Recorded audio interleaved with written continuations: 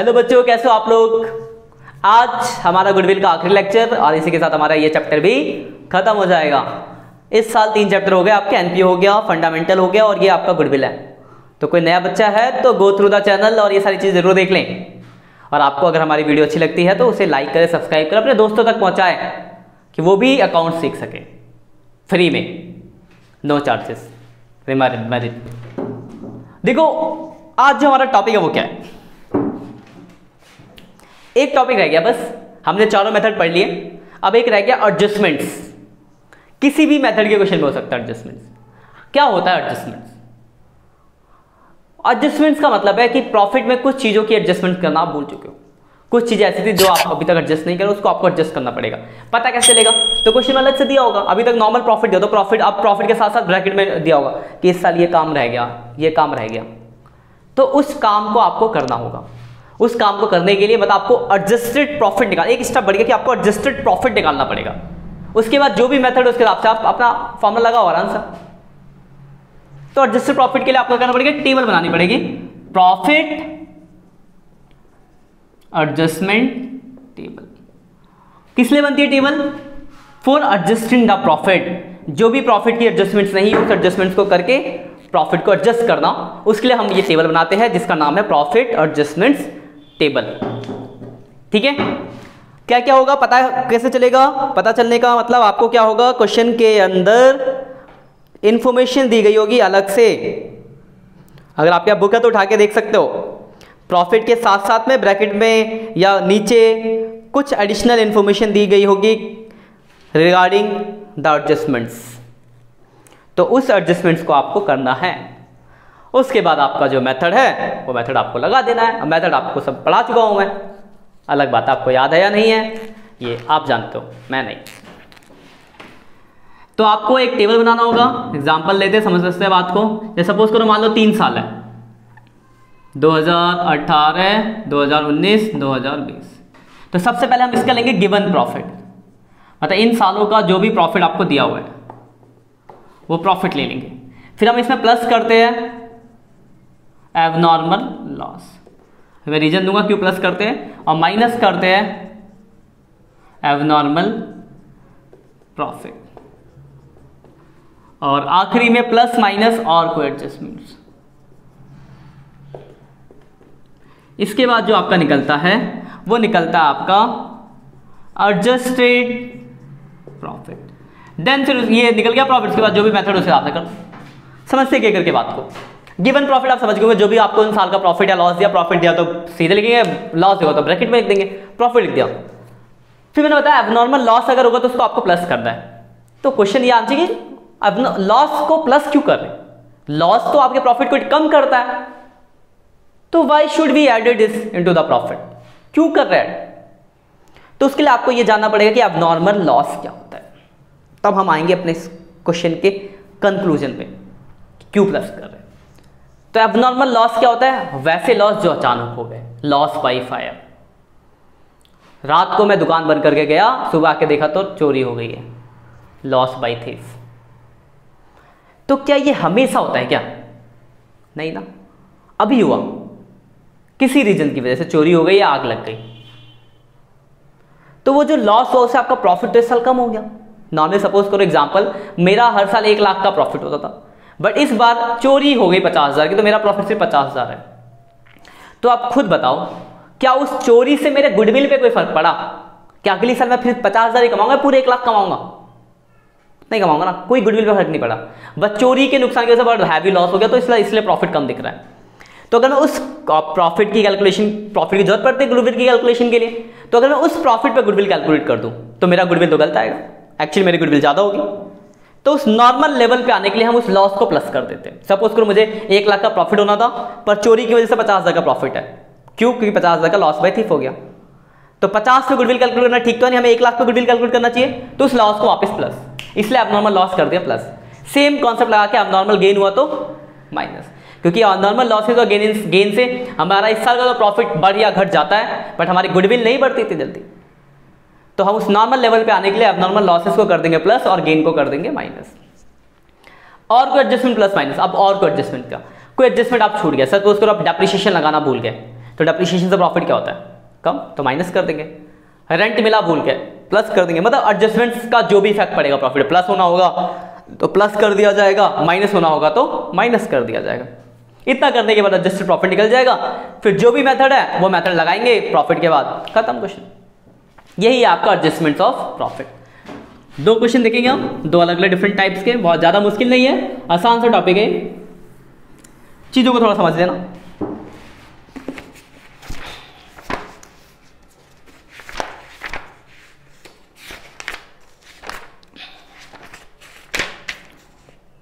देखिए हम क्वेश्चन देखते हैं।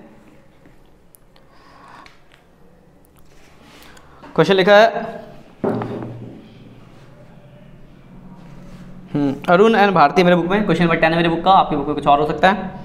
अरुण और भारती पार्टनर थे, इनका रेशियो है 3:2 का।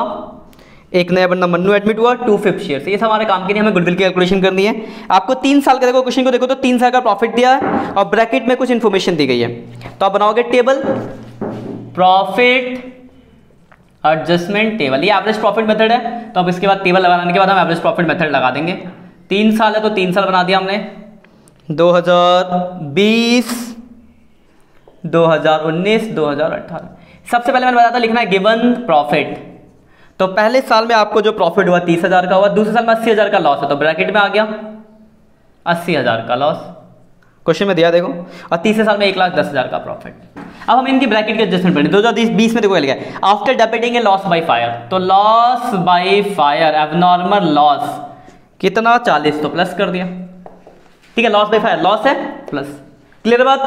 अगला इंक्लूडिंग वॉलंटरी रिटायरमेंट कंपनसेशन, तो रिटायरमेंट कंपनसेशन भी एक लॉस है, तो प्लस कर देंगे 1,10,000। और तीसरे में लिखा है gain on sale of asset 30,000, gain, तो गेन क्या करेंगे minus abnormal gain on sale of fix assets. कितना अमाउंट है 30,000 रुपये, यहां से हो गया माइनस। इसके बाद जो आपका निकलेगा और कोई एडजस्टमेंट 3, तो ये निकल गया आपका एडजस्टेड प्रॉफिट। ये हो गया देखो 70, ये हो गया आपका 30 और ये हो गया आपका 80। अब निकालेंगे हम सबसे पहले एवरेज प्रॉफिट। एवरेज प्रॉफिट का मतलब total of profit upon number of years. तो प्रॉफिट क्या होगा 70 प्लस 30 प्लस 80 डिवाइड बाई 3, तो 60,000 रुपये आ गया। फिर निकालेंगे गुडविल, जिसका फॉर्मूला था average profit into number of year purchase. तो नंबर ऑफ ईयर तो हमें ढूंढना पड़ेगा कितना है, तो क्वेश्चन में देख लेते हैं नंबर ऑफ ईयर कितना लिखा। तो लिखा था goodwill is to be calculated on the basis of 2 year purchase, 2 year, तो 1,20,000 आपका आंसर आ गया, क्वेश्चन खत्म। तो अगर आप ध्यान से देखो तो एक्स्ट्रा, यही तो एक्स्ट्रा ये टेबल, ये नीचे का तो काम वही है। तो टेबल में आपको बस एडजस्टमेंट दी होगी, इससे आपको टेबल बना देना है, ठीक है। तो एक ये थोड़ा क्वेश्चन देखा था हमने सिंपल सा, एक और थोड़ा देखते हैं। 2 क्वेश्चन है इसी, एक इस टाइप का क्वेश्चन है, एक दूसरा जहाँ पे एसेट्स को हमने नहीं दिखा उसके ऊपर भी है, वो देख लेते हैं, है ना। बता देता हूँ इसको। एक क्वेश्चन है गीत एंड मीत, 5 साल का प्रॉफिट दिया हुआ है। गीत मीत पार्टनर थे, इनसे हमें काम नहीं, गुडविल कैलकुलेट करना है। 5 साल है 2016, 31 मार्च 2016, 2017 मार्च का ये सब, 2018, 2019 और 2020 सबका मार्च है, ठीक है ना। 31 मार्च, 31 मार्च, 31 मार्च, डेट का बहुत जरूरी रोल होता है। सबसे पहले हम लिखते हैं गिवन जो प्रॉफिट है। तो पहले में आपको 90,000 का लॉस दिया हुआ है, दूसरे में आपको 1,60,000 का प्रॉफिट दिया हुआ है, तीसरे में आपको 1,50,000 का प्रॉफिट दिया है, चौथे में आपको 65,000 का प्रॉफिट दिया है, अगले में 1,77,000 का प्रॉफिट दिया है। आप देखो लिखा पहला गेन ऑन 31 मार्च 2017, इसमें गेन होगा तो माइनस गेन ऑन सेल। 2017 में तो लिखा देखो लाइन थी the firm has a gain 50,000 on sale of machinery on 31 मार्च 2017, इसलिए इसमें आया। अगला एबनॉर्मल लॉसेस 20,000 31 मार्च 2019, इसमें 20,000 का लॉस, तो ये प्लस कर दिया आपने एबनॉर्मल लॉस। देखो ये दोनों पॉइंट बहुत सिंपल थे, आपको इसमें कोई दिक्कत हुई नहीं होगी। काम का पॉइंट है आखिरी वाला, जिसके बाद आप निकालोगे एडजस्टेड प्रॉफिट। ध्यान से समझना पॉइंट, ध्यान से समझना, ध्यान से, important point. Over handling cost on second hand machinery purchase on July 2018 amount to 1 lakh debited to repair account. क्या मतलब है, आपने एक मशीन खरीदा और खरीदने में उस पर 1 लाख का खर्चा किया और उस 1 लाख के खर्चे को आपने रिपेयर में दिखा दिया। तो एक बात बताओ, मशीन खरीदते टाइम कोई खर्चा करते तो मशीन में दिखाना चाहिए था, मतलब आप एक एसेट्स को एक खर्चे की तरह दिखा रहे हो। ये तो मतलब हुआ आपका था वो मशीन यानी आपका एसेट्स है, लेकिन आप उसको ट्रीट कैसे करो, एज ए एक्सपेंस। तो अगर आप किसी एसेट्स को एक्सपेंस की तरह दिखा दो तो आपके प्रॉफिट पे क्या फर्क पड़ेगा, पहले तो सोचना पड़ेगा। तो सिंपल सा लॉजिक देखो, एसेट्स आता है बैलेंस शीट में, एक्सपेंस आता है पीएनएल में। एसेट्स को खर्चा मतलब अपना खर्चा ज्यादा दिखा तो आपका प्रॉफिट क्या आएगा, कम। तो ठीक करने के लिए हमें क्या करना पड़ेगा, प्लस करना पड़ेगा। कितना, 1 लाख। 1 जुलाई 2019 इसी में आएगा। 1 जुलाई 2019 की डेट थी ना, 18, हाँ 1 जुलाई 2018 इसी में आएगा। देखो 31 मार्च को एंड हुआ तो 1 जुलाई वाला कॉन्सेप्ट इसी के अंदर आएगा। तो जुलाई 2018 में खरीदा था तो यहाँ पे आ गया 1 लाख की मशीन। प्लस क्यों, क्या समझ में आ गया, क्योंकि जैसे आपने मशीन को खर्चा दिखाया होगा तो आपका प्रॉफिट कम हो गया, तो ठीक करने के लिए प्लस। अब एक बात बताओ, उसमें डेप्रिसिएशन का रेट भी 20% रिटर्न डाउन। तो खुद लॉजिक लगाओ, आपने अगर उसको खर्चा दिखा दिया तो डेप्रिसिएशन तो लगाया ही नहीं होगा, तो अब आपको डेप्रिसिएशन लगाना पड़ेगा। देखो ऐसे 1 लाख की मशीन थी कब, 1 जुलाई 2018 को, तो पहली बार 31 मार्च 2019 को डैप लगेगा एक, लेकिन सिर्फ जुलाई से मार्च 9 महीने का। तो 2 लाख कितना, 15,000 रुपये, 20% है 15,000, 85,000 बच गया। रिटर्न डाउन फिर 31 मार्च 2020 को फिर से डैप लगेगा तो 17,000, इसका 20%, 85,000 का 20%। तो इस साल 15,000 का डैप और इस साल 17,000 का डैप। ठीक है, अब ये देखो माइनस का 90, 1 10, 1 70, 1 50 और 1 60। बात समझ आ गई। मशीन खरीदा, खर्चा दिखा दिया तो प्लस और डेप्रिसिएशन माइनस। का उल्टा भी हो सकता था कि किसी रिपेयर को मशीन दिखा दी तो ये वाला माइनस, ये वाला प्लस। अब क्या करोगे, एवरेज प्रॉफिट निकाल लोगे, जोड़ो 1 10, ये घटा दो 90, तो कितना बच गया, 100, 110, 20, 1 90, 100, 1 90 और 100, 3 लाख है ना, नहीं 1 लाख, 2 लाख, 3 लाख, 4 लाख, 5 लाख आ जाएगा, 5 लाख, 1 लाख, 2 लाख, 3 लाख, 4 लाख, 4 लाख, 11, 7, 18, 19, 5 लाख, 1 लाख आ गया। फिर goodwill, average profit into number of year purchase. तो 1 लाख एवरेज प्रॉफिट है और नंबर ऑफ ईयर दिए होंगे क्वेश्चन में, देख लेते हैं। तो नंबर ऑफ ईयर आपका जो है वो है last 3 year purchase, 3 year purchase. कौन सा क्वेश्चन, आंसर भी चेक कर लेते हैं, कैलकुलेशन सही क्या नहीं। 3 ईयर परचेज, ठीक है। तो 3 लाख आपका आंसर आ गया। इसमें ये पॉइंट है, थर्ड वाला पॉइंट ध्यान समझना कि आपने एक एक्सपेंस को एसेट्स की तरह ट्रीट कर दिया। तो एक्सपेंस को जैसे ही आपने एसेट्स की तरह ट्रीट किया तो आपका प्रॉफिट हो गया कम। एसेट्स को एक्सपेंस की तरह ट्रीट कर दिया, सॉरी एसेट्स को एक्सपेंस की तरह ट्रीट कर दिया तो आपका प्रॉफिट हो गया कम, प्लस डेप्रिसिएशन माइनस। उल्टा हो सकता था, एसेट्स को एक्सपेंस की जगह एक्सपेंस को एसेट्स मान लिया तो रिवर्स कर देते।